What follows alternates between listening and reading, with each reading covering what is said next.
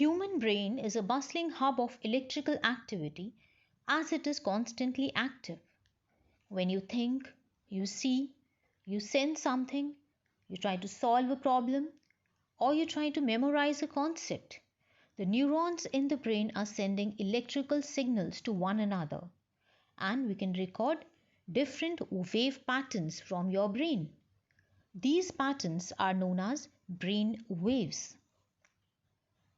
These waves are oscillations in the electrical potential of brain. The neurophysiology behind is already been discussed in a separate video. The amplitude and frequency of the waves will vary at different points on the scalp and according to your mental alertness level. If you're relaxed, one type of wave come. When you are conscious, alert, trying to solve a problem, another type of wave. Light sleep, one type of wave. When you fall deep sleep, again a different type of wave. So it will keep on varying. The amplitude can range from 50 to 200 microvolts and the frequency from 1 to 40 cycles per second. So these are the brain waves: alpha, beta, theta and delta. As you can see, beta has the maximum number of cycles per second. So beta has the maximum frequency, followed by alpha, then theta, then delta. So we are talking in decreasing order of frequency: beta, alpha, theta, delta. How are you going to memorize this? By the mnemonic BAT dance. B is beta, A is alpha, then theta, followed by delta. Maximum frequency beta. And you have to remember the values also. So the beta wave we said has maximum frequency. How much? 12 to 30 hertz. Followed by alpha wave which has 8 to 12 hertz. Then theta 4 to 8. Delta wave less than 4 hertz. So how will you memorize this for your exams? Beta 12 to 30, this you have to learn by heart. Alpha 8 to 12. Okay, so there's a difference of 4 you can see in all the cases. Like delta is less than 4, then you progress to 4 to 8, then 8 to 12 and then 12 to 30. So in alpha, theta and delta there is a difference of 4. Right? So you can remember this. Beta 12 to 30 learn by heart. Alpha 8 to 12 hertz. Theta come 4 down, 4 to 8, then come 4 down, less than 4.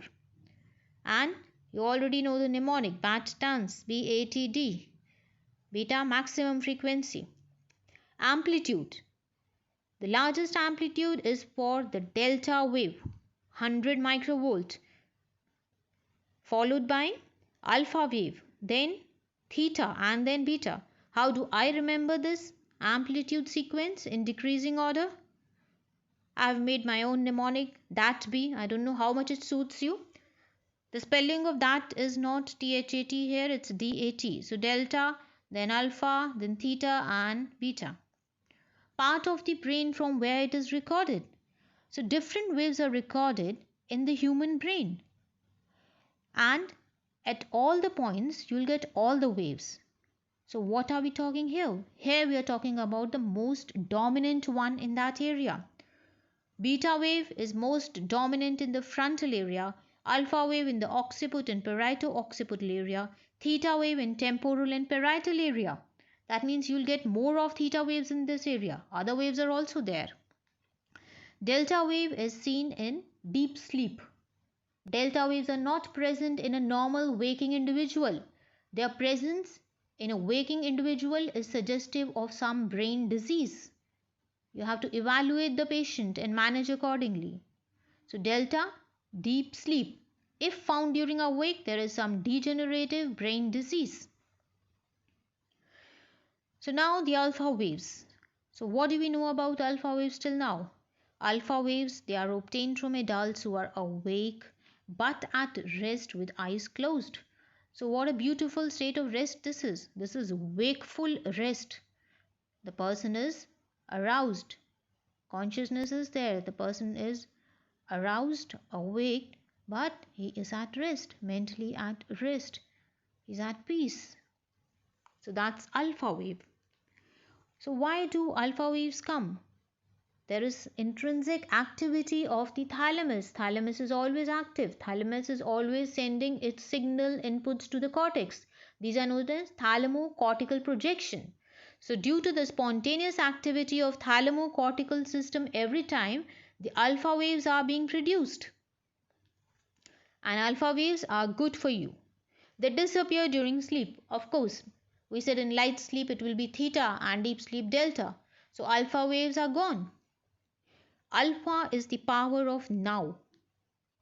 That means you're living in the present moment. So no thoughts about your past, no worries about your future. You are enjoying the present as it is. So if you're so relaxed that you are purely in the present moment, then alpha waves will be recorded from your brain.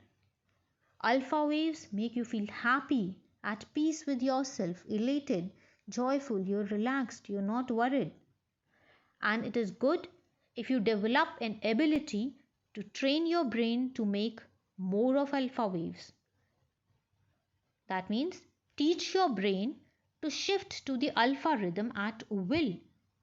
When you want, you should be able to shift to the alpha rhythm so that you relax yourself and get back to your daily course. So when does your brain produce alpha waves? I'll give you some typical examples from your daily routine. First thing in morning when you get up, you're relaxed, not thinking about anything, not thinking what you're going to do the entire day. You have just woken up, you're relaxed, you have your cup of tea, alpha wave is there. Just before you go to bed, you should be relaxed so much that you are able to sleep. Then only you can sleep. If there is beta rhythm in your brain and brain is constantly active, you're overthinking, overanalyzing things, you'll not be able to sleep. When daydreaming, such a relaxed state. During day also you're just lost in your dreams. And when you're meditating, of course meditation, you have to learn to do it. With practice you'll know how to do it adequately to benefit your body. So during meditation we tell you that do meditation. Why? Meditation classes have been introduced in the schools right from the very beginning. That's because they create more of alpha waves. Aerobic exercises. As claimed by the scientist, these exercises also produce alpha rhythm. So that's good. Recent researchers suggest if you are feeling low, lacking in inspiration, there is no motivation. So what can we do then? Boost your alpha waves. Alpha will make you more creative. You love to do new things. And in psychiatric cases, it has been observed if you give alpha rhythm to the patient, the depression, stress, anxiety, discomfort, pain, all these are gone. For the students, it will help to memorize the concept much better and faster. Short-term memory conversion into long-term memory, consolidation will occur. So alpha is very advantageous for you. Now how to boost the alpha waves? If they are so good, you should be able to bring your brain to shift to alpha rhythm at your will and more often. You have 24 hours in a day, you should be able to be in alpha rhythm more often. You should be able to train your brain to make more alpha waves. So how? Using headphone or good music, take a deep breath, yoga, meditation, relaxing by the side of your beach, or you can practice your things that you love, some hobby, passion. So just try to make your mind relaxed, be in the present moment. That is alpha. Now coming to the phenomenon of alpha block, this we've already discussed when we talked about EEG. Alpha block, alpha has been blocked. So when the person's eyes are closed, relaxed, mentally relaxed, but he's not sleeping, a stage of wakeful rest I'm talking, it is the brain waves, the alpha. The moment he opens the eyes, it becomes beta. So alpha has been blocked. So conversion of alpha into beta when the eyes are opened. This is alpha block. Alpha attenuation. Attenuation is reduction, reduce, less. So alpha waves are less now. Desynchronization. In your books it is written that alpha block is also known as desynchronization. That means there is no synchrony between the waves.